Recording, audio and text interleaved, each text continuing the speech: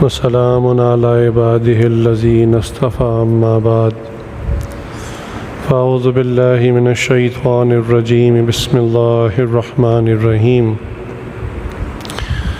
وما خلقت الجن والانس الا لیعبدون سبحان ربک رب العزة عما یصفون وسلام علی المرسلین والحمد للہ رب العالمین اللہم صلی علی سیدنا محمد وعلی آل سیدنا محمد وبارک وسلم اللہم صلی علی سیدنا محمد وعلی آل سیدنا محمد وبارک وسلم اللہم صلی علی سیدنا محمد وعلی آل سیدنا محمد وبارک وسلم۔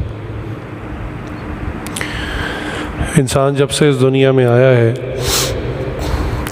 وہ اس بات کی تحقیق میں لگا ہوا ہے، اس ریسرچ میں لگا ہوا ہے کہ ہم دنیا میں کیوں آئے ہیں، ہمارا دنیا میں آنے کا مقصد کیا ہے۔ چنانچہ اس پر بہت سارے مفکر، سائنٹسٹ، ایسٹرونومسٹ انہوں نے بڑی بڑی تھیوریز پیش کی ہیں اس بات پر بھی کہ یہ کائنات وجود میں کیسے آئی، اور اس پر بھی اپنے خیالات کا اظہار کیا ہے کہ ہم دنیا میں کیوں آئے ہیں۔ اسلام نے تو حق بات بتائی، ٹو دا پوائنٹ بات بتائی، لیکن جنہوں نے عقلی طور پر تحقیقات کی تو وہ کہاں تک پہنچے۔ چنانچہ ابھی 2019 کے اندر امریکہ کا ایک سائنٹسٹ ہے، اس نے کتاب لکھ ڈالی اور اس کتاب کے اندر اس نے عجیب عجیب باتیں لکھی۔ اس نے لکھا کہ اس دنیا کے اندر جتنی مخلوق موجود ہے ان کو دیکھ کر پتہ چلتا ہے کہ یہ اس دنیا کے باسی ہیں، اس دنیا کے رہنے والے ہیں، سوائے انسان کے، کہ انسان یہاں کی مخلوق لگتا نہیں ہے۔ اب اس پہ وہ سارے عقلی دلائل دے رہا ہے۔ مثلا اس نے کہا کہ جتنے بھی جانور ہیں ان کو سردی گرمی سے بچنے کے لیے اپنی جلد کے اوپر کوئی الگ سے لباس نہیں پہننا پڑتا، ان کی کھال ایسی کلائمیٹائز ہوتی ہے کہ برف بھی پڑ رہی ہے یا شدید گرمی بھی ہے تو ان کی وہی کھال ان کے کام آتی ہے۔ بلی ہے، کتا ہے، جنگلوں کے اندر شیر ہیں، پرندے ہیں، دیکھ لیں کسی کو لباس کی ضرورت نہیں ہے۔ پھر اس نے کہا کہ یہ جتنی بھی مخلوقات ہیں ان کو اپنی خوراک حاصل کرنے کے لیے کوئی جتن نہیں کرنے پڑتے کہ پہلے بیج ڈالے، پھر فرٹیلائزر ڈالے ہیں، پھر ٹریکٹر چلائے، اور پھر لمبے چوڑے اسباب کرنے کے بعد جو اناج آئے پھر اس کو چولہے پہ پکائے اور پھر اس کو بیٹھ کر کھائے۔ انہوں نے کہا جتنے بھی مخلوقات ہیں، جانور ہیں، ان کا اناج، ان کی خوراک بس ریڈیلی اویلیبل ہے، بس جب ان کو بھوک لگتی ہے وہ اس کو توڑتے ہیں اور فائدہ اٹھاتے ہیں۔ تو یہ سارے دلائل دینے کے بعد نا اس نے یہ بات پیش کی کہ لگتا ہے کہ یہ انسان کسی اور سیارے سے، کسی اور جگہ سے دنیا میں بھیجا گیا ہے، اور یہ بھی اس نے عقلی دلائل دیے کہ لگتا ہے اس کو بنانے والا، اس کو بھیجنے والا اس سے ناراض ہے، اس لیے اس نے اس کو بطور سزا اس دنیا کے اندر بھیج دیا۔ اور کہنے لگا کہ لگتا ہے کہ جہاں سے یہ آیا ہے وہاں پہ بڑی نعمتیں، بڑی عیش، بڑا آرام ہوگا، اور اس کو پنشمنٹ کے لیے جیسے جیل میں کسی کو بھیج دیتے ہیں نا سزا کے طور پہ، تو بطور سزا، بطور جیل اس کو اس دنیا کے اندر بھیج دیا۔ اس کو اپنے لباس کے لیے بھی اتنے تکلف کرنے پڑتے ہیں، اپنی خوراک کے لیے بھی اتنے تکلف کرنے پڑتے ہیں، حتیٰ کہ اپنے رہنے کے لیے گھر بنانے میں بھی اتنا تکلف کرنا پڑتا ہے۔ تو خیر بہت لوگوں نے اس بارے میں اپنے خیالات، اپنی ریسرچ ہمیشہ ہر زمانے میں پیش کی ہے کہ آخر انسان کا دنیا میں آنے کا مقصد کیا ہے۔ اللہ رب العزت نے قرآن کریم کی ایک آیت کے اندر بالکل واضح اور صاف صاف انسان کے آنے کا مشن، انسان کے دنیا میں بھیجے جانے کا مقصد وہ واضح کر دیا۔ چنانچہ اللہ تعالیٰ کیا ارشاد فرماتے ہیں، وَمَا خَلَقْتُ الْجِنَّ وَالْإِنسَ إِلَّا لِيَعْبُدُونِ۔ یاد رکھیں کہ دنیا میں مخلوق تو بہت ہے، چرند پرند درند، عموماً ہم 3 کیٹیگریز کرتے ہیں اس کی، خشکی کی مخلوق، سمندر کی مخلوق اور ہوا میں رہنے والی مخلوق یعنی پرندے۔ تو یہ جتنی بھی مخلوق ہم دیکھتے ہیں نظر آتی ہے، ان میں سے کوئی بھی مخلوق ایسی نہیں ہے کہ جو مکلف ہو۔ مکلف کہتے ہیں جس کا آخرت میں امتحان ہو، آنسریبل ہو۔ امتحان صرف 2 مخلوقات کا ہے، ایک جنات کا اور ایک انسان کا۔ یہ 2 مخلوقات ایسی ہیں جو مکلف ہیں، جو کمرہ امتحان میں ہیں۔ بھئی سیدھی سی بات ہے، یونیورسٹی اپنے اسٹوڈنٹ کا ایگزام لیتی ہے نا، باہر سڑک پہ کوئی بندہ جا رہا ہو اس کو تو نہیں پکڑ کے زبردستی ایگزامینیشن ہال میں بٹھا دیتی کہ تم بھی امتحان دو۔ جو اس یونیورسٹی کا اسٹوڈنٹ ہی نہیں ہے، جس نے داخلہ نہیں لیا، اس کا کیا امتحان؟ تو صرف جو مخلوقات مکلف ہے، جو آنسریبل ہے، جو جواب دہ ہے، وہ 2 ہے، جنات اور انسان۔ اللہ تعالیٰ اس آیت میں کیا فرما رہے ہیں کہ میں نے نہیں پیدا کیا جنات کو اور انسان کو سوائے اس مقصد کے لیے الا لیعبدون کہ وہ میری عبادت کریں۔ سبحان اللہ۔ تو بات تو بڑی سادہ سی ہے، لیکن جس کی سمجھ میں آ جائے۔ اتنی بات عرض کرتا چلو کہ اسلام خود بھی بہت سادہ ہے اور اسلام کی باتیں بھی بہت سادہ ہیں، اور اللہ تعالیٰ نے اس کو اور آسان کر دیا ریپیٹیشن کے ساتھ۔ یہ چیزیں ریپیٹ ہوتی ہیں۔ مثلا سورہ فاتحہ آپ ہر نماز کی ہر رکعت میں پڑھتے ہیں، ریپیٹ ہو رہی ہے۔ قرآن کریم کے 30 پارے ہیں، انہی کے اندر رہتے ہوئے آپ تلاوت کرتے ہیں، انہی میں سے صورتوں کو نماز میں پڑھتے ہیں۔ اللہ کے ذکر کی مخصوص تسبیحات ہیں، اللہ کے گھر کا حج عمرہ ہے، طواف ہے، اپنے مال میں سے صرف 2.5% زکوٰۃ ہے، سال میں 1 مہینے کے روزے ہیں۔ اسلام تو اتنا سیدھا سادہ سا ہے، لیکن آج کل ایک ترتیب چلی ہوئی ہے کہ جی ہمیں کو نئی بات پتہ چلنی چاہیے، کیوریوسٹی ہوتی ہے، کچھ نیا بتائیں جی، ایسی بات جو بچپن سے آج تک نہیں سنی۔ اچھا، عوام کے اس شوق کو دیکھتے ہوئے نا پھر ٹی وی والوں نے بھی کہا کہ بھی ایسے ایسے نکتے ڈھونڈ کے لاؤ جو عوام نے سنے نہ ہو۔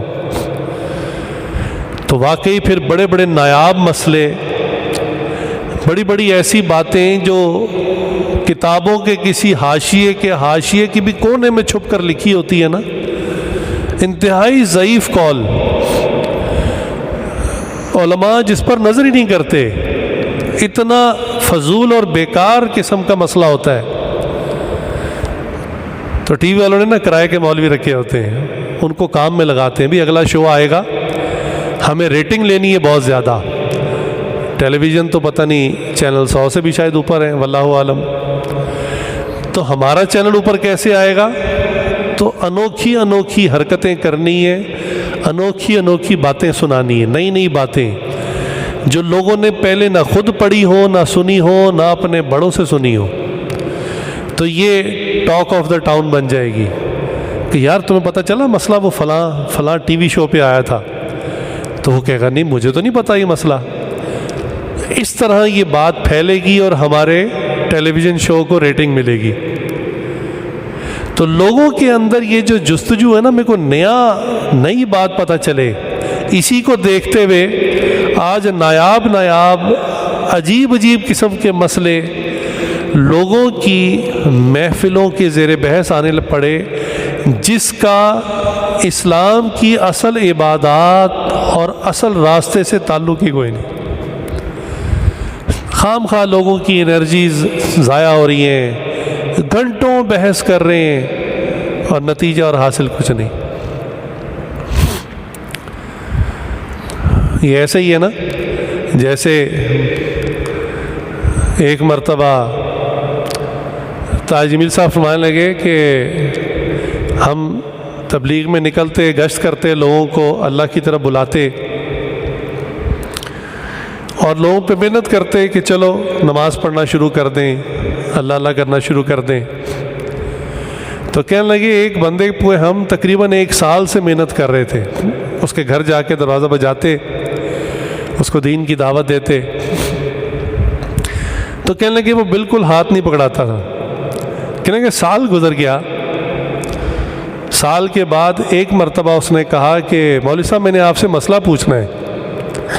کہنے لگے یقین جانے میرے اندر اتنی خوشی ہوئی کہ آج اس کے اندر اتنی طلب پیدا ہو گئی ہے دین کی، ٹھیک ہے 1 سال لگا، محنت لگی، لیکن آج اس کے اندر اتنی تڑپ اور طلب پیدا ہو گئی ہے کہ یہ مجھ سے دین کا مسئلہ پوچھنا چاہتا ہے۔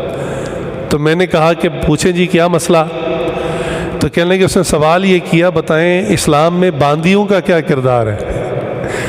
کہنے لگے سبحان اللہ، میں نے اپنے سر پر ہاتھ مارا کہ 1 سال تک میں اس کو نماز اور مسجد کی طرف لاتا رہا، اور سال کے بعد اس کو اگر کوئی مسئلہ پوچھنا ہی پڑا تو مسئلہ بھی کیا پوچھنا پڑا؟ باندیوں کا مسئلہ، جو آج کے زمانے میں حقیقتاً موجود بھی نہیں ہے۔ تو الغرض دین اسلام بہت سادہ ہے، عبادات بھی بہت سادہ ہیں۔ اللہ نے اس کو سادہ کیوں رکھا؟ اگر یہ دین اسلام سادگی کا دین نہ ہوتا تو یقین جانیے کہ بڑے بڑے علماء، مفتیان تو جنت میں جانے کے اہل ہو جاتے، اور عام آدمی جو پڑھا لکھا نہیں ہے، جنگلوں میں رہنے والا، پہاڑوں میں رہنے والا، وہ تو پھر اللہ تک رسائی حاصل ہی نہ کر سکتا۔ اللہ نے عبادت کا سٹرکچر بھی بہت آسان دیا۔ جس زمانے میں لوگوں کے پاس گھڑیاں نہیں تھیں، سیل فون نہیں تھے، اللہ تعالیٰ نے عبادت کے لیے 2 گھڑیاں آسمان میں لگا دی، جس کو دیکھ کر کوئی بھی شخص نمازوں کے اوقات اور سال بھر کی عبادت کے اوقات بڑے آرام سے نکال سکتا ہے، چاہے وہ کسی جزیرے پہ رہتا ہو، کسی پہاڑ پہ رہتا ہو، یا دیہاتوں میں جنگلوں میں رہتا ہو۔ چنانچہ اللہ تعالیٰ نے ایک ایسی گھڑی بنائی جو ہمارے دن بھر کی عبادت کے لیے وقت بتاتی ہے۔ ہماری جتنی بھی نمازیں ہیں نا، یہ سورج کے ٹائم کے ساتھ چلتی ہیں۔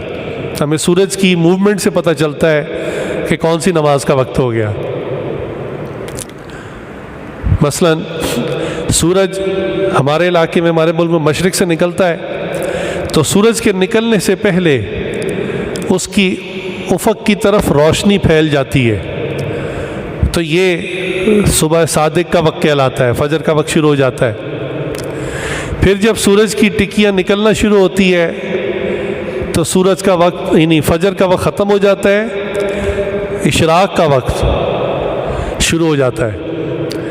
بالکل جب ٹکیاں نکل رہی ہوتی ہے وہ تو مکروہ وقت ہے، اس کو چھوڑ کر 10-15 منٹ کے بعد اشراق کی نماز پڑھیں۔ پھر سورج کی ٹکیاں جب زمین سے کچھ بلند ہو جاتی ہے تو چاشت کا وقت شروع ہو جاتا ہے۔ پھر یہ سورج کی ٹکیاں جب بالکل سر پر آ جاتی ہے اور اس کے بعد دوسری جانب گھٹنا شروع ہوتی ہے، اس کو کہتے ہیں زوال کا وقت، یعنی زائل ہونا شروع ہو گیا۔ عروج و زوال اردو میں بھی چلتا ہے کہ عروج ابھی اوپر چڑھ رہا ہے، زوال نیچے اتر رہا ہے۔ تو جیسے اس کی ٹکیاں بالکل سر پہ آ جاتی ہے اور زوال کی طرف نیچے گرنا شروع ہوتی ہے، تو بالکل سر پر تو مکروہ وقت ہے، وہی 10-15 منٹ چھوڑنے کے بعد زوال کا وقت شروع ہو گیا، ظہر کا وقت شروع ہو گیا۔ اس کے بعد جب چیزوں کے سائے دوگنے ہونے شروع ہو گئے، عصر کا وقت شروع ہو گیا، سایہ ختم ہو گیا، ٹکیاں زمین کے اندر چلی گئی، مغرب کا وقت شروع ہو گیا۔ لیکن روشنی ہے. اور جب مکمل روشنی ختم ہو گئی عشاء کا وقت شروع ہو گیا. تو دیکھیے اللہ تعالیٰ نے انسان کی عبادت کی آسانی کے لیے ایک گھڑی آسمان میں چلا دی جو روزانہ اپنے وقت پر چلتی ہے. اور سورج کا جو ٹریک ہے یہ اتنا ایکوریٹ ہے کہ چاند کی تو تاریخیں بدلتی رہتی ہیں نا، سورج کی کوئی تاریخ کوئی سیکنڈ آگے پیچھے نہیں ہوتا. لہٰذا آپ نے دیکھا ہوگا کہ اکثر جو سورج کی جنتری ہوتی ہے مساجد میں لگی ہوتی ہے، جس کو دیکھ کر مؤذن بھی اذانیں دیتے ہیں، تو یہ ہر سال الگ نہیں آتی، یہ ایک ہی ہوتی ہے، ہر سال وہی استعمال ہوتی ہے. اللہ تعالیٰ نے سورج کا جو ٹریک ہے اس کو مائکرو سیکنڈ کی ایکوریسی کے اوپر چلایا ہوا ہے، کام میں لگایا ہوا ہے. اللہ تعالیٰ قرآن میں فرماتے بھی یہی ہیں کہ ہم نے سورج اور چاند کو خدمت میں لگا دیا، کام میں لگا دیے، لگے ہوئے ہیں. اب آگئی ہماری سالانہ عبادت جیسے رمضان المبارک یا حج ہے، یا ہم نے اگر کسی بندے نے کسی اور مہینے میں زکوٰۃ کیلکولیٹ کرنی ہے تو 12 مہینے ہیں، اس کے لیے اللہ تعالیٰ نے چاند کی گھڑی بنا دی جو 29 کبھی 30، کبھی 29 کی تاریخ کبھی 30 کی تاریخ. اس حساب سے عروج اور زوال تبدیل کرتے کرتے مہینوں کو ڈیفائن کرتی ہے، اور اس کے ذریعے ہم رمضان کے روزے رکھتے ہیں اور اسی کے ذریعے ہم حج کرتے ہیں. تو ہماری روزانہ کی عبادت سورج کے ساتھ جوڑ دی، ہماری سالانہ اور ماہانہ عبادت چاند کے ساتھ جوڑ دی، تاکہ کوئی شخص کل قیامت کے دن یہ عذر نہ پیش کر سکے کہ یا اللہ میں تو نماز اس لیے نہیں پڑھ سکا کہ میں تو پہاڑوں میں رہتا تھا، تو میرے پاس تو نہ گھڑی تھی نہ موبائل تھا، مجھے کیا پتہ چلتا کہ وقت کیا ہوا ہے. یا میں رمضان کے روزے اس لیے نہیں رکھ سکا کہ میں تو فلاں جزیرے میں رہتا تھا، چاروں طرف پانی ہے، مجھے کیا پتا تھا میرے پاس کون سی ٹیکنالوجی تھی. نہیں، اللہ نے عبادت کے لیے چیزوں کو اتنا آسان بنا دی.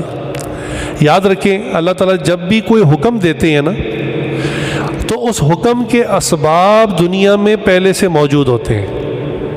کوئی بھی حکم اللہ کا ہو اس کے اسباب دنیا میں موجود. مثلا اللہ نے فرمایا کہ تم اپنے سطر کو چھپاؤ، سطر کا چھپانا فرض ہے، تو اللہ نے ادھر کپاس کا پودا پیدا کر دیا تاکہ تم کپڑا بنا سکو، اور نائلون فائبر، ریشم کا کپڑا اور کئی قسم کے جو تھریڈ ہیں اللہ نے دنیا پیدا کر دی ہے تاکہ اللہ کا یہ حکم پورا ہو سکے. ادھر قرآن میں سطر چھپانے کا حکم دیا، ادھر اس کے اسباب دنیا میں موجود ہیں. ادھر اللہ نے فرمایا کہ تم نماز پڑھو، وقت پر پڑھو، تو نماز کو وقت پہ پڑھنے کے اسباب اللہ نے پہلے سے دنیا میں رکھ دیے تاکہ عبادت کرنے میں کسی کا کوئی عذر نہ ہو. اب جب انسان کو یہ سمجھ میں آ گئی کہ دنیا میں میرا آنے کا مقصد صرف اور صرف اللہ کی عبادت کرنا ہے، تو کام تو اتنا ہی سادہ ہے. اب ہوگا کیا کہ آخر انسان عبادت کرتے کرتے تھک جائے گا، اس کو بھوک بھی لگے گی، پیاس بھی لگے گی، اس کو گرمی سردی سے بچنے کے لیے کسی مکان کی ضرورت بھی ہوگی، اس کو اپنی ضروریات پوری کرنے کے لیے کہیں دور سے بھی چیز لانی پڑے گی، سواری کی ضرورت بھی ہوگی، اس کے ساتھ کچھ لائبلٹیز ہوں گی، اس کے بیوی ہوگی، بچے ہوں گے، ماں باپ ہوں گے، ان کی کیئر ٹیکنگ بھی کرنی ہوگی. تو یہ ساری کی ساری ضروریات ہیں. اللہ تعالیٰ نے شریعت کا سٹرکچر ایسا اتارا، ایسی شریعت عطا فرمائی رسول اللہ صلی اللہ علیہ وسلم کو کہ تمام لوگوں سے انٹریکشن کیسے کرنا ہے، معاملات کیسے کرنا ہے، شریعت کے اندر بتا دیا. والد صاحب سے کیسے معاملہ کرنا ہے، شریعت نے بتا دیا. والدہ سے کیسے معاملہ کرنا ہے، شریعت نے بتا دیا. بھائی سے، بہن سے، بیٹی سے، بیوی سے، اولاد سے، حتیٰ کہ محلے دار سے کیسے انٹریکشن کرنا ہے، کیسے معاملات کرنے، شریعت نے بتا دیا. مال کیسے کمانا ہے. ہمارے ایک دوست ہیں، وہ جماعت میں وقت لگانے کے افریقہ کی طرف، تو کہنے لگے افریقہ آپ کو پتہ ہے آبادی، شہری آبادی تو ویسی تھوڑی ہے، باقی لوگ جنگلوں میں رہتے ہیں اور ابھی بھی وہاں جنگلی لوگ آباد ہیں، یعنی کئی ایسے قبیلے ہیں جو آدم خور ہیں، بندہ نظر آئے تو اٹھا کے لے جاتے ہیں، ایسے ایسے علاقے ابھی بھی موجود ہیں۔ انہوں نے کہا کبھی کبھی ان کے جو جنگل کے لوگ ہیں نا وہ شہر کی طرف آ جاتے ہیں، تو کہنے لگے ان میں ذرا بھی اس بات کی تمیز نہیں ہوتی، وہ کہیں کوئی پھل دیکھا، چاہے کسی نے دکان سجائی ہوئی ہے تو اٹھایا کھانا شروع کر دیا، کسی کے کپڑے دیکھے وہ اٹھا لیے چلتے بنے، جوتا دیکھا اٹھا لیا چلتے بنے۔ تو کہنے لگے کہ وہاں کا جو میئر تھا وہ بڑا پریشان تھا کہ ان لوگوں کا کیا حل کریں، یہ لوگ آتے ہیں اور آ کے آرام سے چیزیں اٹھا لیتے ہیں جیسے اپنا مال ہوتا ہے۔ تو کہتے ہیں ان لوگوں کو پکڑا اور پکڑ کے ان سے پوچھا کہ ایسا کیوں کرتے ہو، تو وہ آگے سے کہنے لگے اس میں برائی کیا ہے؟ انہوں نے کہا بھی کسی کی چیز ہے۔ انہوں نے کہا کسی کی چیز کیا، ہم تو جنگل میں ہوتے ہیں، ہمیں تو جس چیز کی ضرورت ہوتی ہے ہم تو اٹھا لیتے ہیں، ہمیں تو کسی سے نہیں پوچھنا پڑتا۔ اب بتائیے اگر شریعت یہ تمام اصول و ضوابط ہمیں نہ بتاتی تو آج انسان ایسے ہی رہ رہے ہوتے۔ آپ نے کہیں پر موٹر سائیکل کھڑا کیا، اپنے کسی کام سے اترے اور پیچھے کوئی اور شہزادہ آ کے موٹر سائیکل لے کے نکل گیا۔ آپ نے سبزی گوشت خریدا اور اس کو ایک طرف رکھا دوسرے سے بات کرنے کے لیے، پیچھے کوئی اور آتا اٹھا کے لے جاتا۔ کسی کی بیوی ساتھ لے کے نکلتا، کسی اور کو پسند آ جاتی وہ اپنے ساتھ اپنے گھر لے جاتا۔ تو جنگل کا قانون ہوتا۔ اللہ رب العزت نے انسانوں کا آپس میں انٹریکشن کہ آپ لوگوں نے کیسے بیہیو کرنا ہے، کیسے ایک دوسرے کے حقوق کا خیال رکھنا ہے کہ کسی کی کسی کے ساتھ زیادتی نہ ہو، ظلم نہ ہو، اس کے لیے پھر شریعت نے بڑے تفصیلی احکامات دیے۔ لیکن مقصد کیا ہے؟ مقصد عبادت، وہ بھی اسی لیے کہ آپ کسی کو تکلیف نہ دیں، کوئی آپ کو تکلیف نہ دے، چونکہ تکلیف میں جو بندہ ہوتا ہے وہ عبادت بھی یکسوئی سے نہیں کر سکتا۔ تکلیف میں جو آدمی ہو، ذہنی ٹینشن میں ہو، ڈپریشن میں ہو، اسے نماز نہیں پڑھی جاتی۔ ہم نے دیکھا جو پکے نمازی لوگ ہیں، کسی کو خدا نخواستہ بزنس میں بڑا لاس ہو جائے نا تو وہ نماز یعنی 4 رکعت نماز پڑھتا ہے اور کئی دفعہ بیچ میں توڑ کے پھر شروع کرتا ہے، اس کو رکھتے ہی بھول جاتی ہیں۔ اس کو نماز میں ایسا خیال آتا ہے، اس کو پھر اپنے کاروبار اور ہونے والا نقصان یاد آتا ہے، اس کو یہی بھول جاتا ہے میں کون سی رکعت تھی اور کیا پڑھ رہا تھا، یکسوئی نہیں رہتی۔ وہ ذکر نہیں کر سکتا، قرآن نہیں پڑھ سکتا۔ تو یہ ساری ضروریات اور شریعت میں بتائے ہوئے جو اصول ہیں، یہ صرف اور صرف اس لیے ہیں کہ انسان سکون کے ساتھ، یکسوئی کے ساتھ عبادت کر سکے۔ عام طور پہ گھروں میں رہ کے بندہ اتنی اچھی سکون والی عبادت نہیں کر سکتا جتنی اعتکاف میں بیٹھ کے انسان اللہ کے گھر میں بیٹھ کے عبادت کر سکتا ہے۔ آپ نے اس کو ایکسپیرینس بھی کیا ہوگا۔ ان لوگوں کی بات کر رہا ہوں جو 5 وقت کی نماز مسجد میں جا کے پڑھتے ہیں۔ عام دنوں میں کیا ہوتا ہے، دکان سے نکلے، آفس سے نکلے، یا چلو گھر سے بھی نکلے، تو انسانی برین کو چونکہ اللہ نے بڑی صلاحیت دی ہے، اس کی کیلکولیشنز چل رہی ہوتی ہیں۔ اچھا ابھی نماز کے لیے جا رہا ہوں اور نماز سے فارغ ہونے کے بعد مجھے یہ کام کرنے، اور کئی لوگوں کو تو نماز کے اندر کام یاد آ رہے ہوتے ہیں کہ سلام پھیرے گا اور میں یہ کام کروں گا۔ تو بھاگی دوڑی کی نماز، پھر تکبیر اولیٰ کا اہتمام نہیں۔ ہمارے اکابر تو نماز میں تکبیر اولیٰ کو پکڑتے تھے۔ تکبیر اولیٰ کا مطلب ہوتا ہے نماز کے اندر جب امام صاحب پہلی تکبیر اللہ اکبر کہہ کر نماز شروع کرتے ہیں تو اس کو تکبیر اولیٰ کہتے ہیں۔ تو ہمارے اکابر کا یہ معمول رہا کہ ان کی کئی سال تک تکبیر اولیٰ بھی قضا نہیں ہوتی تھی۔ کیوں؟ ادھر اذان ہوئی، ادھر وہ مسجد میں پہنچ جاتے تھے، سنتیں پڑھ لیں، اگر نفلوں کا وقت ہے نفل پڑھ لیے۔ یہ جو نمازوں سے پہلے اکثر نوافل یا سنتیں ہیں جن نمازوں سے پہلے، اس کا مقصد بھی یہ ہے کہ انسان کے اوپر جو دنیا کے اثرات ہوتے ہیں نا وہ ذرا دھل جائیں اور انسان اللہ کی طرف متوجہ ہو جائے فرائض کے شروع ہونے سے پہلے۔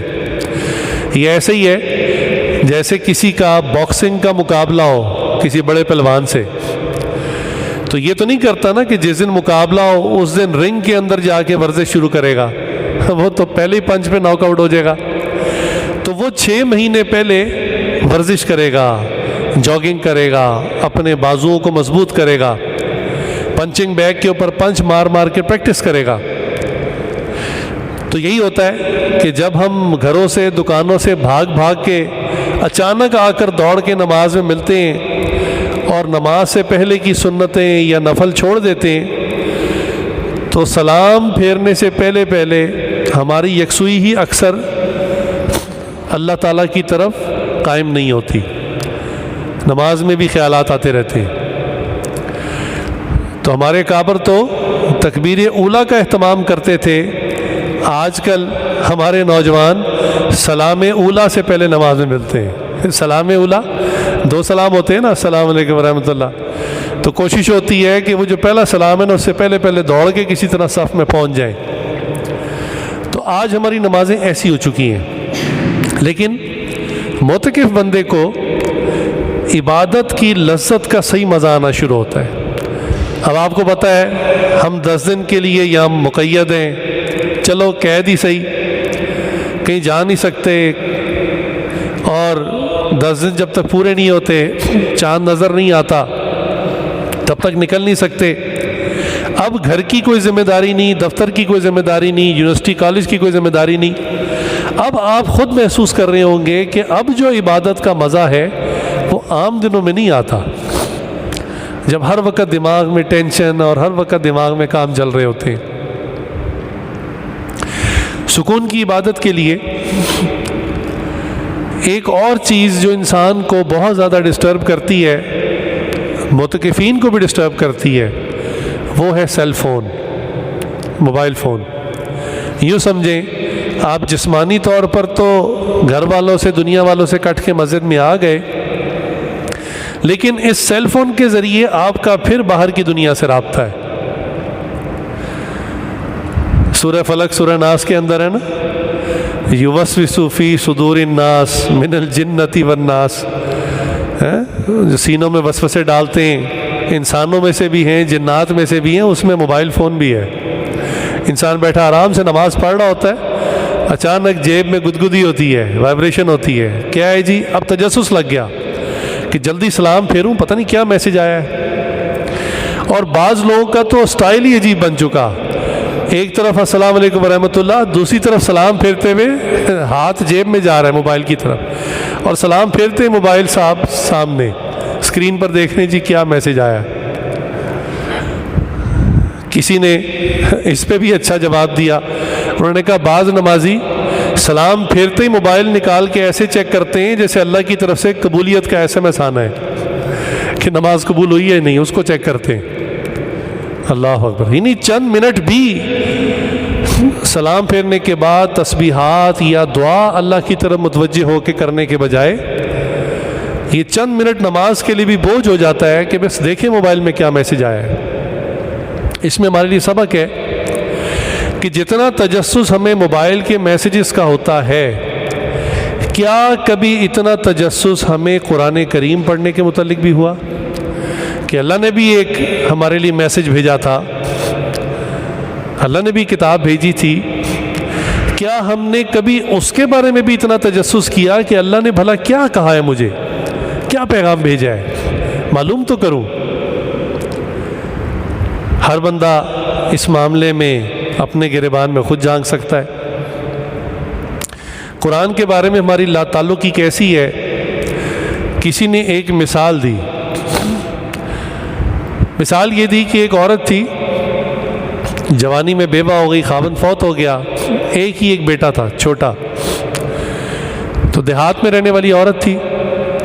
اس نے سوچا کہ میں چاہوں تو نکاح کر سکتی ہوں، ابھی جوان ہوں، لیکن مجھے تو خاوند مل جائے گا، بچے کو باپ نہیں ملے گا، لہٰذا میں قربانی دیتی ہوں، میں بچے کی پرورش میں اپنی زندگی لگا دیتی ہوں۔ لہٰذا اس ماں نے اپنی ساری زندگی اس بچے کی پرورش میں لگا دی، پڑھایا لکھایا، قابل بنایا، خود وہ لوگوں کے گھروں میں برتن مانجتی رہی، لوگوں کے کپڑے سیتی رہی اور بچے کی فیس بھرتی رہی، اچھے اسکولوں میں پڑھایا، حتیٰ کہ ایک وقت آیا کہ بچہ جو ہے نوجوان وہ پڑھ لکھ کے بڑا آفیسر بن گیا۔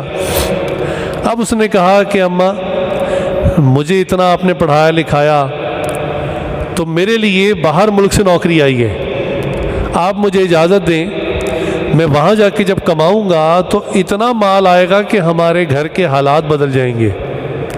ماں نے کہا کہ بیٹا تو دنیا میں ایک ہی ایک سہارا ہے میرا، تجھے پتہ ہے اور تو میرا ہے کوئی نہیں، ساری زندگی میں نے تیرے ساتھ لگا دی۔ تو اس نے کہا کہ اماں فکر نہ کر، میں تیرا پورا خیال رکھوں گا۔ یہ کہہ کے ماں کی اجازت سے وہ بیٹا چلا گیا۔ اس کی نوکری بہت اچھی لگ گئی، بہت اچھے پیسے ملنے شروع ہو گئے۔ مہینے کے بعد اس نے ماں کو ایک خط بھیجا۔ اب ماں دیہات کی رہنے والی عورت پڑھی لکھی نہیں تھی۔ جب اس کو ڈاکی نے بتایا نا کہ تیرے بیٹے کا خط آیا ہے، اتنی خوش ہوئی کہ اس خط کو چوما، ماتھے سے لگایا، سینے سے لگایا اور خوشی میں نڈھال ہو گئی، میرے بیٹے نے مجھے خط بھیجا ہے۔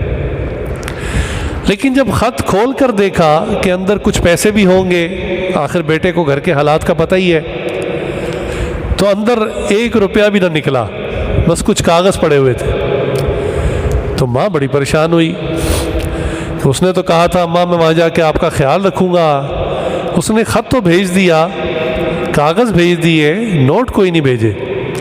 خیر بیٹے کا خط تھا، محبت تھی، اس نے گھر میں ایک بڑا خوبصورت اس کے پاس ایک ڈبہ تھا، ماربل کا بنا ہوا، سنگ مرمر کا، اس ڈبے کے اندر اس نے اس خط کو ڈالا اور ایک ریشمی رومال تھا بڑا خوبصورت، اس کے اندر اس کو لپیٹ دیا۔ میرے بیٹے نے خط بھیجا ہے، چاہیے یہ تھا کہ اگر خود پڑھنا نہیں جانتی تھی کسی سے پڑھوا لیتی، لیکن اس نے کہا کہ نہیں میرے بیٹے نے بھیجا ہے، میرے بیٹے کا قیمتی خط ہے۔ اگلا مہینہ آ گیا، پھر بیٹے نے خط بھیج دیا، پھر اس نے کھول کے دیکھا اندر پیسے کوئی نہیں۔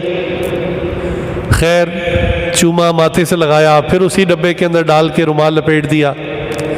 تیسرا مہینہ، چوتھا مہینہ، 5واں مہینہ،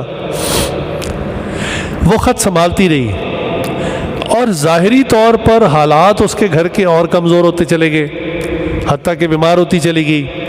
ایک وقت یہ بھی آیا کہ دوائی کے پیسے ختم ہو گئے تو گھر کے برتن اور فرنیچر بیچنا شروع کر دیا کہ چلو وقتی طور پہ یہ چیزیں بیچ دیتی ہوں، میرا بیٹا آئے گا تو سارا کچھ ٹھیک ہو جائے گا۔ ایک وقت آیا کہ گھر میں فرنیچر بھی کوئی نہ بچا، برتن بھی کوئی نہ بچا، اور لوگ جو قرض دینے والے تھے وہ اتنا قرض دے چکے تھے کہ مزید قرض دینے سے بھی انہوں نے انکار کر دی، اور یہ بوڑھی عورت بیماری کے آخری ایام میں کھانستی کھانستی بالآخر فوت ہو گئی۔ لوگوں نے اس کو دفن کر دیا۔ بیٹے کو کسی نے اطلاع بھیج دی، 30 ماہ گزر چکے تھے۔ بیٹا وہاں سے آیا، گھر گیا، گھر کی حالت دیکھی، گھر میں تو کوئی سامان نہیں تھا، کچھ بھی نہیں تھا، بڑا حیران۔ لوگوں سے پوچھا تو لوگ اس کو برا بھلا کہیں کہ تو وہاں جا کے ماں کو بھول گیا، خیال ہی نہ کیا، وہ بیچاری تو لوگوں سے قرضہ پکڑ پکڑ کر چیزیں بیچ بیچ کر اس حال کو پہنچ گئی۔ تو بیٹا کہنے لگا کہ میں نے تو خط بھیجے تھے کافی۔ اس نے گھر کے اندر جب تلاشی لی تو اس کو وہ خوبصورت سا ڈبہ مل گیا جو ریشمی رومال میں لپٹا ہوا تھا۔ اس نے اس ریشمی رومال کو کھولا، اندر خوبصورت ڈبہ تھا، اس کو کھولا تو اس میں اس کے اپنے 30 وہ خط بھیجے ہوئے تھے جس کے اندر 30 چیک موجود تھے، بینک کے چیک موجود تھے، اور ایک ایک چیک جو ہے وہ لاکھ لاکھ روپے کا موجود تھا۔ اب بیٹا جو ہے آنسوؤں سے رونے لگا کہ کاش میری ماں تھوڑا پڑھی لکھی ہوتی، سمجھتی کہ میں نے کیا بھیجا ہے، ایک چیک کو کیش کرا لیتی تو گھر کے حالات بدل جاتے۔ میں نے تو اس کو 30 چیک بھیجے تھے، نہ اس نے اس کو خود سمجھنے کی کوشش کی، نہ کسی سمجھدار پڑھے لکھے بندے سے اس کو پڑھوانے کی کوشش کی۔ تو یہ مثال دے کر ہمارے اکابر فرماتے ہیں کہ ہماری مثال بھی اس بوڑھی عورت کی طرح کی ہے۔ اللہ رب العزت نے ہمیں 30 سپاروں کا بلینک چیک بھیجا ہوا ہے، ہم اس کی بڑی عزت کرتے ہیں، اس کو چومتے ہیں، ماتھے سے لگاتے ہیں، سینے سے لگاتے ہیں، خوبصورت ڈبے میں ریشمی رومال میں لپیٹ کے رکھتے ہیں، نہ خود اس کو سمجھنے کی کوشش کرتے ہیں، نہ کسی سمجھدار سے اس کا ترجمہ سمجھنے کی کوشش کرتے ہیں، اور ہمارے روز بروز حالات خراب ہوتے جا رہے ہیں، اس کو سنبھال کے رکھا ہوا ہے، اس سے فائدہ نہیں اٹھا رہے، سوچتے ہیں کہ میں اپنے حالات خود ٹھیک کر لوں گا، کبھی کسی سے قرضہ مانگتے ہیں، کبھی کسی کے در پر جا کے بھیک مانگتے ہیں، کبھی کسی سے شرمندہ ہوتے ہیں، اپنے گھر میں خزانہ موجود ہے اور اس سے فائدہ نہیں اٹھاتے۔ تو یہ ہماری مثال ہے قرآن کریم کے حوالے سے۔ چنانچہ اللہ رب العزت نے ہمیں دنیا میں بھیجنے کا جو مقصد ہے وہ واضح قرآن کریم میں فرما دیا کہ میں نے انسانوں کو اور جنوں کو صرف اور صرف اپنی عبادت کے لیے پیدا کیا، اور کوئی مقصد نہیں۔ باقی جو کچھ ہم کرتے ہیں وہ ہماری ضروریات ہیں، وہ ہماری ضروریات، اصل تو اللہ کی عبادت ہے، اور عبادت بھی یکسوئی کی۔ یہ جو اعتکاف کی عبادت ہے یہ بڑی قیمتی عبادت ہے، یہ اولیاء کی عبادت ہے۔ آپ سوچیں کہ رسول اللہ صلی اللہ علیہ وسلم وحی آنے سے بھی پہلے، ابھی وحی نہیں آئی تھی، جبرائیل امین آسمان سے وحی لے کر نہیں آئے تھے، تو بیت اللہ کے اندر لوگ برہنہ طواف کرتے تھے، لباس اتار کے طواف کرتے تھے۔ شیطان نے ان کے دماغ میں پٹی پڑھائی بھی تھی کہ تم اسی لباس میں گناہ کرتے ہو، جھوٹ بولتے ہو، چوری کرتے ہو اور مختلف گناہ کرتے ہو، تو اس لباس میں تمہاری عبادت نہیں ہوگی، لہٰذا لباس اتار کے عبادت کرو۔ سبحان اللہ۔ تو وہ سارے مرد عورتیں برہنہ ہو کر بیت اللہ کا طواف کرتے تھے۔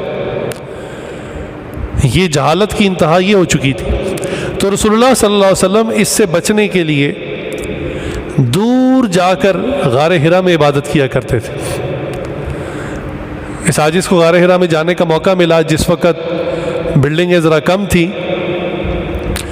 تو وہ کوئی ایسے ٹنل کی طرح کوئی بہت لمبا چوڑا غار نہیں ہے، آپ یوں سمجھیں کہ ایک سیدھا پتھر ہے مسلح کی طرح، اور آگے دو بڑی چٹانیں محراب کی طرح ایسے گری ہوئی ہیں، ان کی چونچیں ملی ہوئی نیچے سے چوڑا ہے، تو جیسے مسجد کا محراب ہوتا ہے نا، اس طرح کی ایک فارمیشن ہے، اور اس کے درمیان سے بیت اللہ نظر آتا تھا۔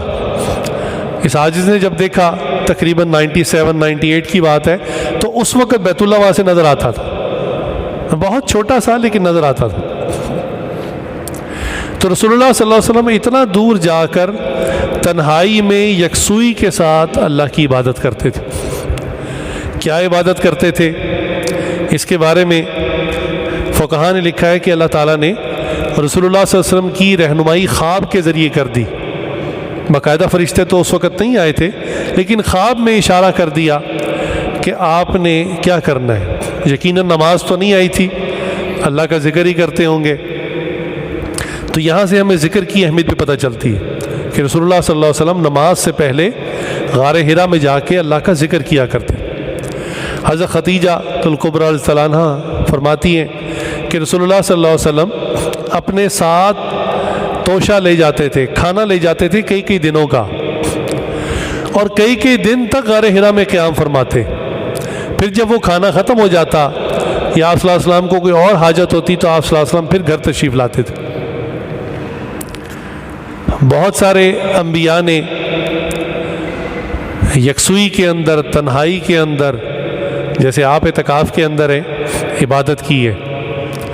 حضرت یونس علیہ السلام کو اللہ کے حکم سے مچھلی نے ثابت نگل لیا، اس کے پیٹ میں چلے گئے، اور وہاں اللہ کے حکم سے زندہ رہے، سانس آتا رہا، اور وہاں پھر وہ اللہ تعالیٰ کی عبادت کرتے تھے، تسبیح پڑھتے تھے، لا الہ الا انت سبحانک انی کنت من الظالمین، کہ اللہ آپ کی ذات بڑی بلند ہے، بڑی پاکیزہ ہے، بے شک میں ہی اپنی ذات پر ظلم کرنے والا ہوں۔ زیادتی کرنے والا ہو۔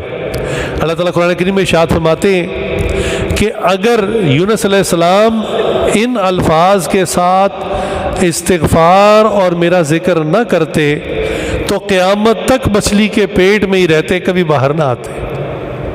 اللہ اکبر۔ چنانچہ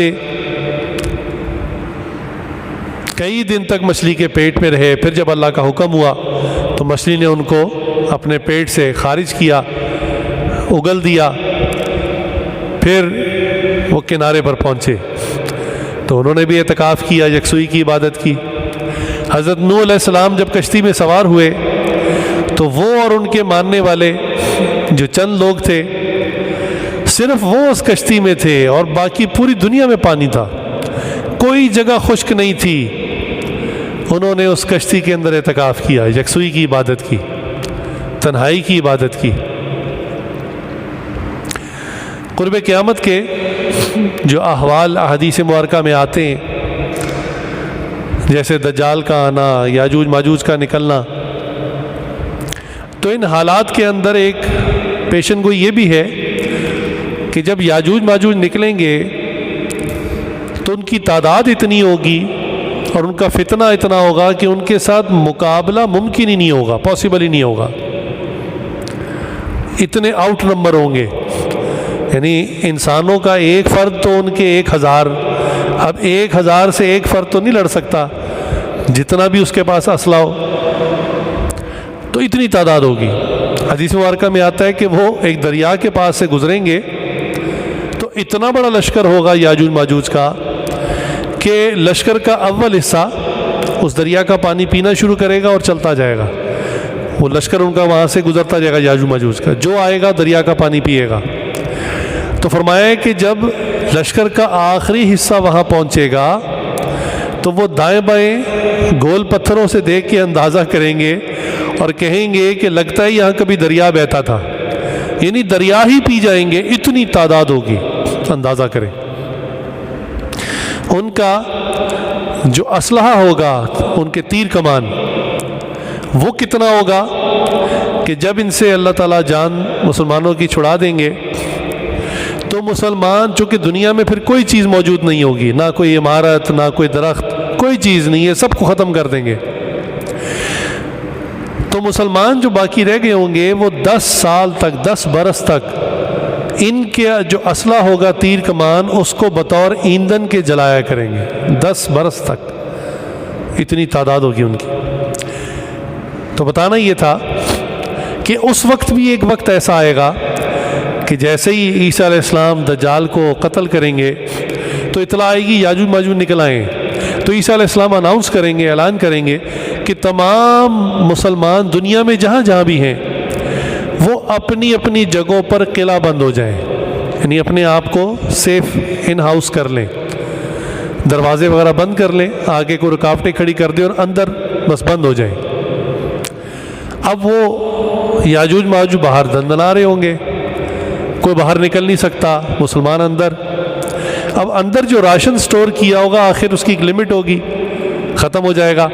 تو ایک صحابی رسول صلی اللہ علیہ وسلم نے پوچھا کہ یا رسول اللہ، جب مسلمان قلعہ بند ہو جائیں گے اور ان کے پاس کھانے پینے کا راشن ختم ہو جائے گا، پھر وہ کیا کریں گے؟ تو رسول اللہ صلی اللہ علیہ وسلم نے ارشاد فرمایا کہ پھر وہ دن رات اللہ کا ذکر کریں گے، یہ ذکر ہی ان کا پیٹ بھرنے کے لیے کافی ہوگا۔ سبحان اللہ۔ ہم نے تو کبھی ذکر سے پیٹ بھرنے کی کوشش نہیں نہ کی۔ آپ کو پتہ ہے فرشتوں کی ڈائٹ کیا ہے، وہ کیا کھاتے پیتے ہیں؟ ان کی کوئی خوراک نہیں ہے، وہ صرف اللہ کا ذکر کرتے ہیں، اسی پر وہ زندہ ہے۔ اور جو بندہ بھی ذاکر بن جاتا ہے، یعنی کثرت سے ذکر کرتا ہے، ہم نے دیکھا اس کی جسمانی خوراک کم ہو جاتی ہے، جسمانی خوراک کی اس کو ضرورت بہت کم رہتی ہے، روحانی غذا کی وجہ سے وہ اتنا اسٹرانگ ہو جاتا ہے کہ جسمانی غذا کی اس کو زیادہ ضرورت نہیں رہتی۔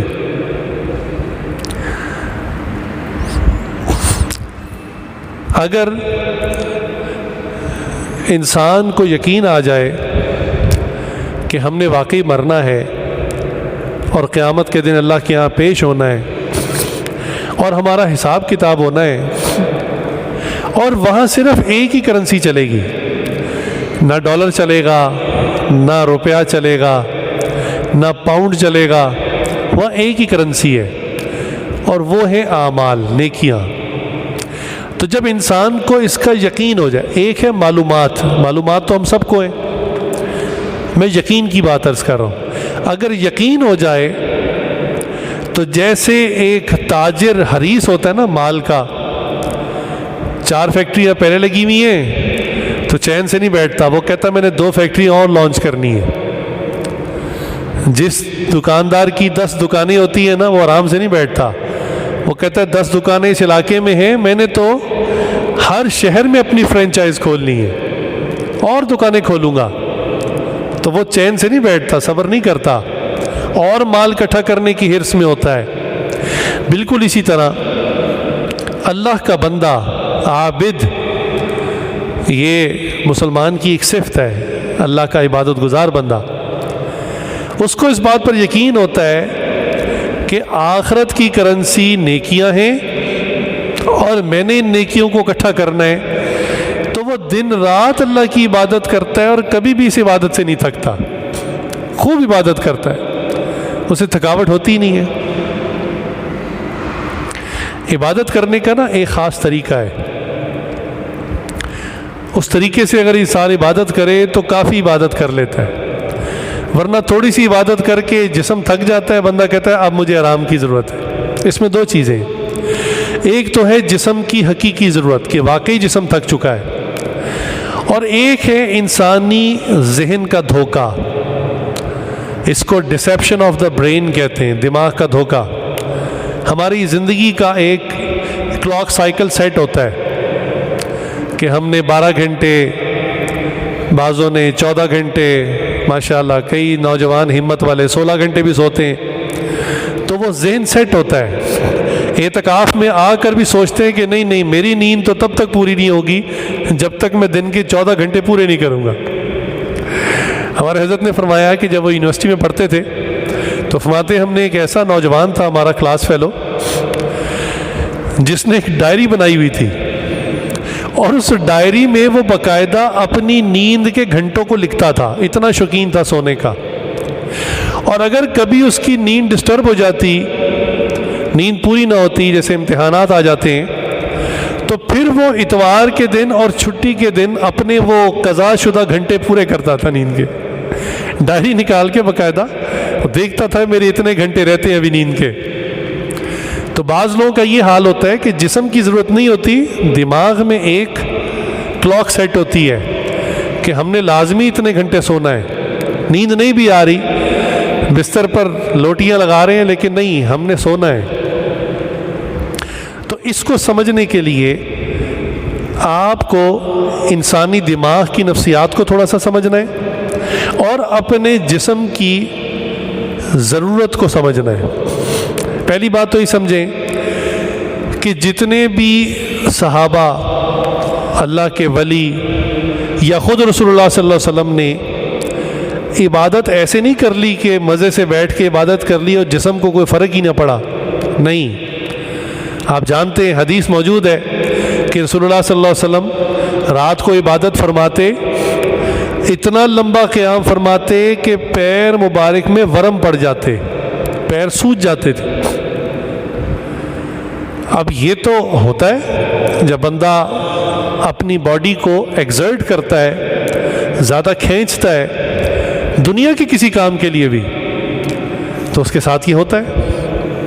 مجھے یاد آ گیا میرے تایا مرحوم، ابتدائی زمانے میں انہوں نے بڑی غربت دیکھی، تو وہ کہتے ہیں جو میں نے اپنی پہلی نوکری کی نا مجھے یاد ہے، کہتے ہیں میں حالانکہ بالکل جوان تھا، لڑکا تھا، تو کہنے لگے مجھے پہلی ملازمت کیا ملی کہ ایک فیکٹری کے اندر ایک مشین چل رہی تھی اور مجھے صرف اتنا کام کرنا تھا کہ اس مشین کے اوپر ہر تھوڑی دیر بعد تیل کے 2-4 قطرے ٹپکانے تھے، آئلنگ کرنی تھی، ساتھ ساتھ مشین چل رہی تھی۔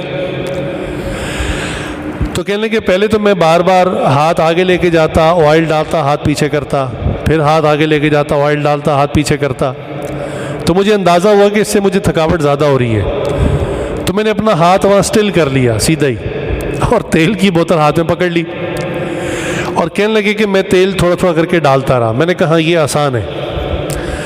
کہنے لگے وہ پہلی شفٹ ہی ماشاءاللہ 8 گھنٹے کی تھی، اور میں زندگی میں گھر سے نکل کر پہلی مرتبہ کوئی کام کر رہا تھا۔ کہنے لگے جب سائرن ہوا نا، چھٹی ہو گئی، تو بڑا عجیب معاملہ ہوا کہ میرا ہاتھ جو سیدھا تھا نا وہ واپس نہیں آتا تھا۔ کہنے لگے وہ ایک ہی جگہ جام ہو گیا، میں اس کو دوسرے ہاتھ سے کھینچ کے واپس کرتا اور وہ واپس سیدھا ہو جاتا۔ تو کہنے لگے مجھے حیرانگی ہوئی کہ میرے ہاتھ کو کیا ہو گیا۔ تو یاد رکھیں کہ دنیا کے لیے کوئی آپ مشقت کریں تب بھی جسم کو مشقت میں ڈالنا پڑتا ہے، نوٹ کے لیے ہو یا عبادت کے لیے ہو، جسم کو مشقت میں ڈالنا پڑتا ہے۔ اب یہ جو چوکیدار ساری رات جاگتے ہیں، کسی بھی گارڈ سے پوچھ لیں آپ کو مزہ آتا ہے رات جاگنے میں؟ دل نہیں کرتا سونے کا؟ جی بالکل دل کرتا ہے سونے کا، بہت نیند آتی ہے، سوتے کیوں نہیں پھر؟ کہنے لگے وہ مہینے بعد جو تنخواہ ملنی ہوتی ہے نا، اس کے لیے، اس کے فضائل میں جاگتا رہتا ہوں، ان پیسوں کے لیے جاگنا آسان ہوتا ہے۔ بالکل اسی طرح جو اللہ تعالیٰ کا چاہنے والا ہے، اللہ کا عاشق صادق ہے، اس کے لیے بھی اس جسم کو عبادت کے اندر جگانا اللہ تعالیٰ کی آخرت میں جو محبت ملے گی اس کے لیے آسان ہو جاتا ہے۔ اس کو پتہ ہے آخرت میں اللہ تعالیٰ راضی ہو جائیں گے، اللہ تعالیٰ کی محبت کی نظر ملے گی، اللہ کی زیارت ہوگی، اس خوشی میں وہ جاگ لیتا ہے، عبادت کر لیتا ہے۔ یہ جتنے بڑے بڑے صحابہ ہیں جنہوں نے خلافت کا کام کیا، سارا دن یہ لوگوں کے مسئلے حل کرتے، کسی کا کوئی مسئلہ، کہیں جنگ ہو رہی ہے، کہیں قیدی ہاتھ آ رہے ہیں، کہیں خوراک کا مسئلہ بن گیا، سارا دن یہ خلافت کے امور کو حل کرتے، اور رات میں مصلی پر پھر اللہ کے سامنے کھڑے ہو جاتے ہیں۔ حالانکہ ان میں سے اکثر عشرہ مبشرہ میں سے، یعنی وہ لوگ جن کو دنیا میں اللہ نے بشارت دے دی آپ جنتی ہیں، اس کے باوجود عبادت کا اتنا شوق تھا، عشرہ مبشرہ کی گارنٹی ملنے کے باوجود اللہ کی محبت اتنی تھی، وہ اس لیے نہیں کرتے تھے کہ ہم عبادت نہیں کریں گے نعوذ باللہ تو ہم آگ میں جائیں گے، اور عبادت کریں گے تو ہمیں جنت میں حوریں ملیں گی۔ نہیں، اللہ کے عشق میں، اللہ کی محبت میں، اللہ کی چاہت میں عبادت کرتے تھے۔ عجیب ان کے اندر ولولہ تھا۔ اور یہ یاد رکھیں کہ جس نے کلمہ پڑھا اور حالت ایمان پر دنیا سے گیا، اس کے پلے اگر کوئی بھی عمل نہ ہوا تو بالآخر ایک نہ ایک دن جہنم سے نکال کے جنت میں ضرور بھیجا جائے گا۔ لیکن ہم کمزور لوگ ہیں، ہم کہتے ہیں یا اللہ ہمیں ڈائریکٹ فلائٹ چاہیے، سیدھا جنت کی فلائٹ چاہیے، ہم جہنم میں نہیں جانا چاہتے، ہمیں آپ اعمال عطا فرمائیں۔ لہٰذا جنت کے اندر جو درجات ملیں گی، جو سٹیجز ہوں گی، وہ کس اعتبار سے ملیں گی؟ تو قرآن کریم کے اندر آیا وَلِكُلِّ دَرَجَاتٍ مِّمَّا عَمِلُوا، کہ لوگ جتنے اعمال کریں گے جنت میں ان کے درجات بھی ویسے ہی ہوں گے۔ چنانچہ حدیث میں ایک واقعہ آتا ہے، ایک بات آتی ہے کہ ایک جنتی اپنی جنت میں بیٹھا ہوگا، مزے کر رہا ہوگا، اچانک اس کی جنت جو ہے اس میں ایک تیز خوشبو آئے گی۔ یاد رکھیے کہ گھر میں تو ہمارے ساتھ یہ ہوتا ہے نا کہ پورا گھر ہماری نظر میں نہیں ہوتا، صرف جو سامنے کمرہ ہوتا ہے وہ ہماری نظر میں ہوتا ہے۔ ہماری جو چیزیں ہمیں زبانی یاد نہیں ہوتی، کئی لوگ خوشبوؤں کو شوقین ہوتے ہیں، انہوں نے گھر میں 8-10 قسم کے پرفیوم رکھے ہوتے ہیں، لیکن سب زبانی یاد نہیں ہوتے۔ جنتی اپنی جنت کا آخری کنارہ اپنی جگہ سے بیٹھ کے دیکھ لے گا، اللہ ایسی صلاحیت دیں گے، اور اپنی جنت کی ساری نعمتیں اس کی آنکھوں کے سامنے ہوں گی۔ اپنی جنت کی ساری خوشبوئیں اس کو حفظ ہوں گی، یاد ہوں گی۔ تو ایک جنتی بیٹھا ہوگا، اچانک اس کی جنت ایک زبردست خوشبو سے معطر ہو جائے گی چند لمحوں کے لیے، پھر وہ خوشبو ختم ہو جائے گی۔ تو فوراً فرشتوں سے پوچھے گا بھائی یہ تو میں سمجھ گیا ہوں کہ یہ خوشبو میری جنت کی نہیں ہے، اتنی اعلیٰ اتنی زبردست خوشبو یہ کہاں سے آئی تھی؟ اچانک آئی اور ختم ہو گئی۔ تو فرشتے اس کو بتائیں گے کہ جناب آپ سے جو ایک لیول اوپر جنتی ہے نا، اس نے کھانا کھایا، اور کھانا کھانے کے بعد وہاں جو نظم ہوگا، دنیا میں تو انسان کھانا کھاتا ہے پھر وہ گندگی، فضلہ، بدبودار چیز بن جاتی ہے، غلاظت بن جاتی ہے، اور انتہائی تکلیف کے ساتھ اس کو خارج کرنا پڑتا ہے۔ جنت میں ایسا نہیں ہوگا۔ جنت میں انسان جتنا بھی کھا لے، ایک ڈکار آئے گا، اور ڈکار بھی خوشبودار ڈکار آئے، اور جتنا جنت میں آپ نے کھایا وہ سب ہضم، اور پھر کھانے کے لیے تیار، چونکہ وہاں پر کھانا طاقت کے لیے نہیں ہے، لذت کے لیے، زبان کے ذائقے کے لیے۔ تو فرشتے بتائیں گے کہ جناب آپ سے ایک لیول جو اوپر کا جنتی ہے، اس نے کھانا کھانے کے بعد ڈکار لی ہے، یہ اس کے منہ کی خوشبو ہے جس سے آپ کی جنت چند لمحوں کے لیے معطر ہو گئی۔ تو اس کو فوراً تجسس ہوگا کہ اچھا مجھ سے ایک لیول اوپر والے کا یہ حال ہے، تو ذرا بتاؤ اس کے اور میرے اعمال میں فرق کتنا ہے۔ ہم نے اکثر دیکھا رزلٹ والے دن جو سیکنڈ اور تھرڈ آئے ہوتے ہیں نا، تو وہ فوراً جا کے دیکھتے ہیں جو فرسٹ آیا ہے اس کے ہم سے کتنے زیادہ نمبر ہیں، اور پھر ہم نے دیکھا کہ جب ان کو پتہ چلتا ہے کہ یہ آدھے نمبر سے ہم سے فرسٹ آ گیا ہے، تو اکثر سیکنڈ تھرڈ آنے والا آنسو سے رو رہا ہوتا ہے کہ کاش میں تھوڑی سی محنت اور کر لیتا تو میں فرسٹ آ جاتا، یہ نہ آتا۔ تو یہاں بھی یہی حال ہوگا کہ فرشتے کہیں گے کہ جناب آپ کے اور اس کے زندگی کے سارے اعمال بالکل برابر سرابر ہیں، آپ کی نمازیں، آپ کے حج، عمرے، زکوٰۃ، روزے بالکل لیول ہے۔ ہاں اس نے زندگی میں ایک مرتبہ سبحان اللہ آپ سے زیادہ کہا ہوا ہے۔ اللہ، ایک مرتبہ سبحان اللہ زیادہ کہہ دینے سے اس کی جنت میں اور اس کی جنت میں کتنا فرق ہو گیا۔ تو آج تو ہم اعمال کی قدر سمجھتے نہیں ہیں، منٹس کیا گھنٹوں ضائع کر دیتے ہیں، لیکن وہاں جا کے اندازہ ہوگا کہ ہم نے جو وقت ضائع کیا تو کتنا نقصان کیا۔ ایک اور جنتی کے بارے میں حدیث میں آتا ہے، پہلے یہ سمجھ لیں کہ جنت وہ جگہ ہے جہاں بندہ بور نہیں ہوگا، اداس نہیں ہوگا۔ جنت کو اللہ نے ڈیزائن ہی ایسا کیا ہے، ہر وقت جنت میں چینجز آتی رہیں گی، کیونکہ انسان کی فطرت ہے، عادت ہے، وہ چینج کو پسند کرتا ہے۔ آپ نے دیکھا نہیں گھروں میں عورتیں وہ بیڈ ایک رخ پہ رکھا ہوتا ہے، دیکھ دیکھ کے تنگ آ جاتی ہیں، اس کا رخ بدل دیتی ہیں، اس کمرے کے پردے اتارے اس کمرے میں ڈال دیے، اس کمرے کے پردے اتار کے وہاں ڈال دیے، ادھر کی کرسیاں اٹھائی، صوفے ادھر رکھ دیے، ادھر کی ادھر، ذرا چینج ان کو اچھا لگتا ہے۔ تو جنت کے اندر ہر وقت چینج آتا رہے گا، اور اللہ تعالیٰ کی طرف سے ہر وقت سرپرائز گفٹس ملتے رہیں گے، انعامات ملتے رہیں گے۔ جیسے حدیث میں آتا ہے جنتی بیٹھا ہوگا، اچانک فرشتے تحفے لے کے آ جائیں گے، تو کہے گا بھئی یہ کیا؟ کہیں گے جی اللہ تعالیٰ کی طرف سے دنیا میں اس وقت میں آپ نے فجر کی نماز ادا کی تھی، اس کا انعام۔ اوکے گا واہ کیا بات ہے، میں تو ایکسپیکٹ ہی نہیں کر رہا تھا۔ سرپرائز گفٹ کا اس لیے مزہ ہی کچھ اور ہوتا ہے کہ آپ امید نہیں کر رہے ہوتے، اچانک آپ کو ملتا ہے۔ ابھی وہ ان تحفوں سے ہی لطف اندوز ہو رہا ہوگا، پیکنگ کھول کھول کے دیکھ رہا ہوگا، خوش ہو رہا ہوگا کہ فرشتے اور تحفے لے کے آ جائیں۔ بھئی یہ کیا ہے؟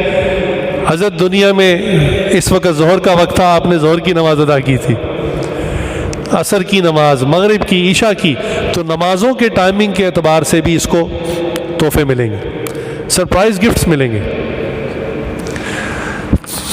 جنت کی عورت کے بارے میں آتا ہے، عورتوں کو ان کپڑوں کا بہت شوق ہوتا ہے، تو جنت کی عورت کوئی پھل جنت کا توڑے گی، جنت کے پھل بھی بڑے بڑے سائز کے ہوں گے، تو وہ جنت کا انار توڑے گی، اندر سے ایک پیکٹ نکلے گا، تو دیکھیے یہ کیا چیز ہے۔ جب اس پیکٹ کو نکالے گی تو وہ بالکل ایک برانڈ نیو جوڑا ہوگا اس کے لیے، پیکنگ کے اندر بند، سرپرائز گفٹ ملے گا. تو جنت ایسی جگہ ہے جہاں انسان کو نہ کوئی بری خبر کہ جناب اس مہینے آپ نے اے سی چلایا تھا تو بل 25,000 آ گیا ہے، جناب آپ کو سالانہ ٹیکس آ گیا ہے، جناب بیٹے نے گاڑی مار دی ہے اور 35,000 روپے ورک شاپ کا بل آ گیا. کوئی بری خبر نہیں ملے گی. جنت وہ جگہ ہے. لیکن حدیث میں کیا آتا ہے کہ جنتی جنت میں افسردہ بیٹھا ہوگا، اداس بیٹھا ہوگا. اللہ تعالیٰ فرشتوں کے ذریعے پوچھوائیں گے کہ پوچھو میرے جنتی سے میری جنت میں کوئی کمی دیکھی ہے، یہ کیوں بور ہے، کیوں اداس ہے؟ جنت تو انجوائے کرنے کی جگہ ہے، خوش ہونے کی جگہ ہے، کیوں اداس بیٹھا ہے یہاں؟ تو جنتی عجیب جواب دے گا، کہے گا یا اللہ جنت میں آنے کے بعد میں نے دیکھا کہ میں نے دنیا میں ایک دفعہ سبحان اللہ کہا تھا تو یہاں اتنا بڑا خوبصورت درخت لگ گیا، ایک مرتبہ الحمدللہ کہا تھا میرا محل تعمیر ہو گیا، ایک مرتبہ سبحان اللہ کہا تھا تو فلاں چیز مل گئی. میں اب دنیا میں اپنے اس وقت کو یاد کر کے افسوس کر رہا ہوں، افسردہ ہو رہا ہوں جو میں نے دنیا میں ویسٹ کر دیا، آپ کی یاد کے بغیر گزار دیا. میں اس پر افسردہ ہوں. جنت میں کوئی کمی نہیں، جنت تو میری سوچ سے بھی زیادہ بہتر ہے، خوبصورت. میں اس وقت پر افسوس کر رہا ہوں، اپنے اوپر افسوس کر رہا ہوں. تو ابھی وقت ہے ہم دنیا کے اندر خوب عبادت کر سکتے ہیں. خاص طور سے اعتکاف میں تو بیٹھنے کا مقصد ہی ہے. خود رسول اللہ صلی اللہ علیہ وسلم عبادت کے کتنے شوقین تھے، کتنی چاہت، کتنی محبت سے عبادت کرتے تھے. حالانکہ آپ صلی اللہ علیہ وسلم تو تمام انبیاء کے سردار ہیں. جتنی اللہ نے جنتیں بنائی ہیں جو اس میں سب سے ٹاپ کوالٹی کی جنت ہے، آپ صلی اللہ علیہ وسلم اس کے سردار ہیں. تو مسئلہ تو جنت کا نہیں تھا، اصل تو اللہ کی محبت ہے، اللہ کی شوق سے عبادت کرنے کا معاملہ ہے. تو رسول اللہ صلی اللہ علیہ وسلم ساری رات عبادت کرتے. اعتکاف کا مسئلہ سنیں کہ رسول اللہ صلی اللہ علیہ وسلم نے ایک رمضان ایسا بھی گزارا کہ پورا مہینہ، پورا رمضان مسجد میں اعتکاف کیا. پہلا عشرہ اعتکاف فرمایا تو آپ صلی اللہ علیہ وسلم کے قلب میں بات ڈالی گئی کہ وہ رات جس کو آپ کو تلاش کرنے کا کہا گیا آپ اس کو ابھی مزید تلاش کریں. تو آپ صلی اللہ علیہ وسلم نے دوسرے عشرے کی نیت کر لی. دوسرا عشرہ گزرا تو آپ صلی اللہ علیہ وسلم کو اشارہ ہوا کہ وہ رات تیسرے عشرے میں. تو آپ صلی اللہ علیہ وسلم نے خیمے سے چہرہ مبارک باہر نکالا اور باقاعدہ صحابہ نے بھی آسم کے ساتھ بعض صحابہ نے بھی اعتکاف کیا. اس حدیث سے پتہ چلتا ہے نبی صلی اللہ علیہ وسلم نے فرمایا کہ جو لوگ میرے ساتھ اعتکاف میں بیٹھے تھے، جنہوں نے پہلے دوسرے عشرے کا اعتکاف کیا، وہ تیسرے عشرے کا بھی اعتکاف کریں، کیونکہ مجھے اللہ تعالیٰ کی طرف سے یہ اشارہ دیا گیا ہے کہ وہ رات لیلۃ القدر تیسرے عشرے میں موجود ہے. تو سنتیں پوری کرنے والے رسول اللہ صلی اللہ علیہ وسلم کی ایسی سنت بھی پوری کرتے ہیں. یہاں تو بحث کرنے والے 20 تراویح کو 8 کرنے کے چکر میں ہیں اور ایسی حدیثیں ان کو بخاری شریف میں نظر نہیں آتی. بھائی کبھی ہمت کرو نا، تم بھی پورے مہینے کا اعتکاف کرو، یہ سنت بھی زندہ کرو رسول اللہ صلی اللہ علیہ وسلم کی. تو ہمیشہ عبادت میں پازیٹیو رہنا چاہیے، نیگیٹو نہیں آنا چاہیے. میں نے جمعے کے بیان میں 20 اور 8 تراویح کے حوالے سے کافی دلائل دیے تھے. ایک بات اور یاد آئی کہ آپ کو کسی دوسرے شہر میں کسی کام سے جانا ہو، بالفرض آپ کا کوئی آفیشیل کام ہے، سرکاری کام ہے، اور لوگ باتیں کر رہے ہیں. کوئی کہتا ہے کہ وہاں پر یہ جو کام ہے نا آپ کا یہ 8,000 میں ہو جائے گا، اور کوئی کہتا ہے نہیں بھائی وہاں 20,000 روپے لگیں گے، 20,000 سے کم میں کام نہیں ہوگا. آپ بتائیے آپ اس شہر کا سفر کرنے سے پہلے اپنے پاس 8,000 رکھیں گے یا 20,000 رکھیں گے؟ یقیناً 20,000 رکھیں گے. تو بھئی آخرت میں اللہ تعالیٰ کے تراویح تو 20 تھی، تم نے 8 کیوں پڑھی؟ تو پھنس جائیں گے نا. اگر 20 پڑھی اور بالفرض کم ہی اللہ کے یہاں قبول تھی تو 20 والوں کا تو بیڑا پار ہو جائے گا. تو جو تھوڑی لے کے گئے تھے وہ پھنس جائیں گے. تو عقلی دلیل کے اندر بھی عبادت میں ہمیشہ پازیٹیو رہنا چاہیے، نیگیٹو نہیں سوچنا چاہیے. تو رسول اللہ صلی اللہ علیہ وسلم تو اتنا اللہ کی چاہت میں محبت میں عبادت کرتے تھے کہ پورے مہینے کا بھی اعتکاف فرمایا۔ چنانچہ جنت کے اندر حافظ قرآن سے کہا جائے گا کہ تو قرآن پڑھتا جا، جنت کے درجے چڑھتا جا، اور تیرا مقام وہی ہے جہاں پہ تو رکے گا۔ اس کی تفصیل میرے شیخ نے یہ فرمائی کہ دیکھو، ہم جب کسی ملٹی سٹوری بلڈنگ میں جاتے ہیں نا تو وہاں لفٹ لگی ہوتی ہے، تو آپ نے جس فلور پہ جانا ہوتا ہے آپ اس فلور کا بٹن دبا دیتے ہیں، 3ری منزل، 4تھی منزل، 10ویں منزل، 50ویں منزل۔ تو حافظ قرآن کو جنت کی لفٹ میں بٹھا دیا جائے گا، اور وہ لفٹ جو چلتی ہوگی نا وہ قرآن کی برکت سے چلتی ہوگی، وہ قرآن پڑھتا جائے گا، وہ لفٹ چڑھنا شروع ہو جائے گی، اور جہاں جا کے وہ قرآن کو پڑھنا بند کرے گا وہ لفٹ کھڑی ہو جائے گی، وہی اس حافظ کی جنت ہوگی۔ اب ایک سوچنے کی بات ہے کہ حافظ قرآن اس وقت رکے گا کیوں؟ 30 کے 30 پارے پڑھ دے گا، سارے ہی ٹاپ جنت لے لیں گے، لیکن ایسا نہیں ہوگا۔ حافظ قرآن دنیا میں روزانہ جتنا قرآن پڑھتا تھا، جو اس کی عادت تھی، اپنی عادت کے مطابق اس وقت بھی اتنا ہی پڑھے گا، اور اسی کے موافق اس کو جنت ملے گی۔ تو دیکھ لیجئے جنت کے اندر جو درجات ہیں، جو لیولز ہیں، جو مکانات ہیں، جو نعمتیں ہیں جنت کی، وہ اعمال کے اعتبار سے اللہ تعالیٰ نے دینی تو اپنے فضل سے ہے، لیکن اعمال کو دیکھنا ہے کہ کس نے کتنے عمل کیے۔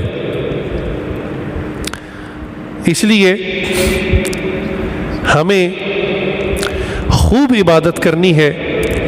بالخصوص آخری عشرے کے بارے میں رسول اللہ صلی اللہ علیہ وسلم کی متعلق احادیث میں صحابہ نے، صحابیات نے کہا، حضرت عائشہ صدیقہ رضی اللہ عنہا کی بھی روایت ہے، فرماتی ہیں کہ رسول اللہ صلی اللہ علیہ وسلم ویسے تو سارا سال عبادت کرتے، رمضان میں اپنی عبادت بہت زیادہ بڑھا دیتے، لیکن آخری عشرے میں تو انتہا کر دیتے، خود بھی بہت کثرت سے عبادت کرتے اور اپنے گھر والوں کو بھی بہت زیادہ عبادت کے اندر زور دیتے تھے۔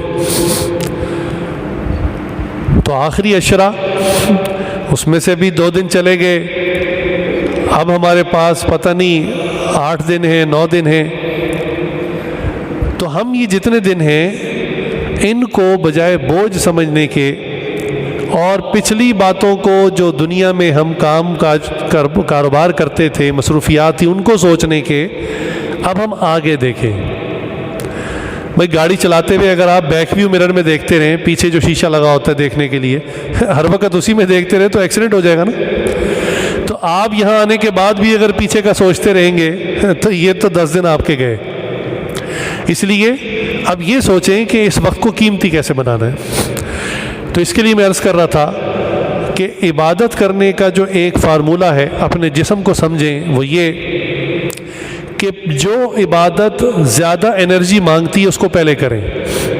مثلا نفل کے اندر جسمانی قوت زیادہ لگتی ہے، تو جب آپ عبادت کرنا شروع کریں تو نوافل سے شروع کریں۔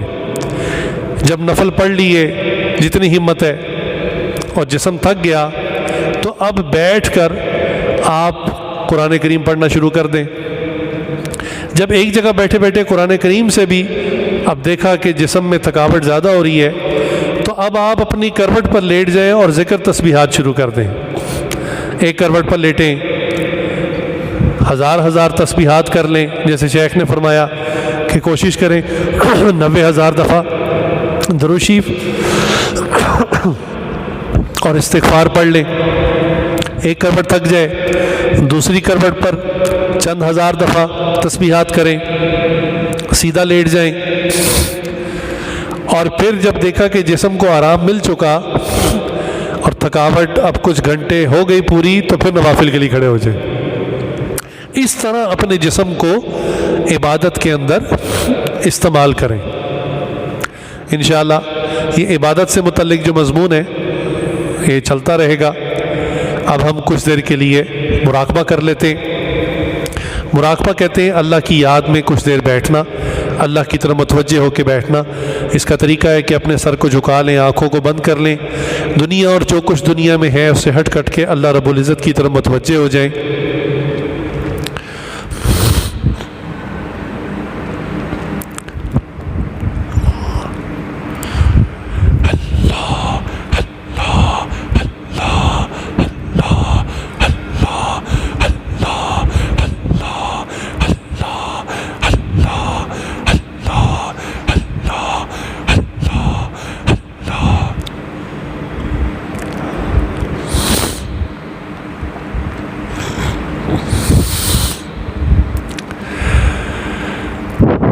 لا الہ الا اللہ محمد رسول اللہ۔ اب تاریخ کا وقت ہو چکا، آپ حضرات دسترخوان پر چلے جائیں اور وہیں بیٹھ کر اپنی جگہ پر دعاؤں کے اندر مشغول ہو جائیں۔ جزاک اللہ خیر، واحسن جزاک۔